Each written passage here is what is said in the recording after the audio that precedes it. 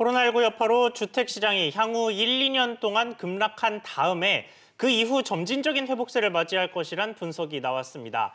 금융위기 때와 비슷한 양상을 이번에도 보일 거다, 이런 전망입니다.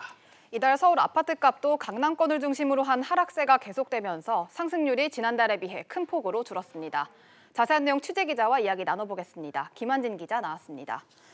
김 기자, 네. 서울 아파트값 상황부터 짚어볼까요? 네, KB부동산 리브온이 이달 주택시장 동향을 발표했는데요. 이달 서울 아파트값 상승률은 0.15%였습니다. 지난달에 0.73%였으니까 큰 폭으로 줄어든 건데요. 강남권의 하락세가 아파트값을 끌어내렸습니다. 서초구와 강남구가 각각 마이너스 0.17% 그리고 0.06%를 기록했는데요.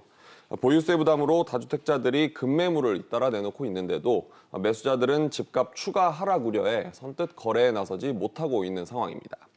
강남 집값의 바로미터로 볼 수 있는 대치동 은마 아파트만 봐도 이 같은 분위기를 느낄 수가 있는데요.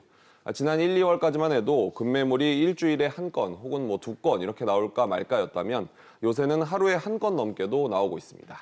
네, 그러면 현장에서 보는 주택 매매 가격에 대한 기대 심리 이런 것들은 좀 어떻습니까? 일단 서울 주택 매매 가격 전망 지수가 86까지 떨어졌습니다. 이 지수가 100을 넘지 않으면 집값이 떨어질 거라고 보는 중개업소가 오를 거라고 보는 것보다 더 많다는 뜻인데요. 예. 이 매매 가격 전망 지수가 80대로 떨어진 것은 지난해 5월 이후 처음입니다. 그러니까 11개월 만에 집값 하락 가능성이 상승 기대감을 앞지른 겁니다.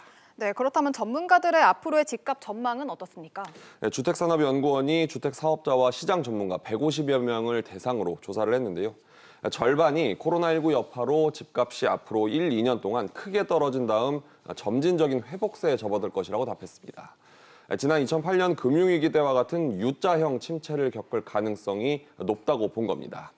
당시 전국 아파트값이 5년 동안 평균 9%까지 떨어지다가 하락세 시작 이전 수준으로 회복하는데 3년가량 걸렸는데요.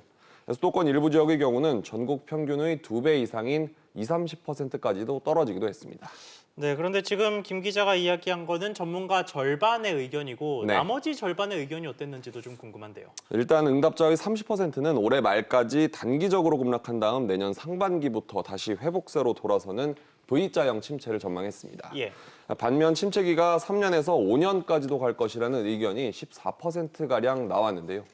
다만 그 이상의 장기 침체로 이어질 거라고 본 전문가는 5%를 넘지 않았습니다. 주택산업연구원은 현재 상황이 금융시장에서 터져서 실물시장으로 번졌던 과거 2번의 경제위기와는 양상이 좀 다르다면서 코로나19가 한국 경제에 미치는 영향이 내년 말까지 이어질 가능성도 있다고 설명했는데요. 그러면서 이번 위기에 따른 주택시장 대책은 산발적인 방식 대신 모든 정책을 총망라해 다음 달 중 1단계 그리고 11월쯤 2단계로 내놓는 것이 바람직하다고 설명했습니다. 네, 김 기자 잘 들었습니다.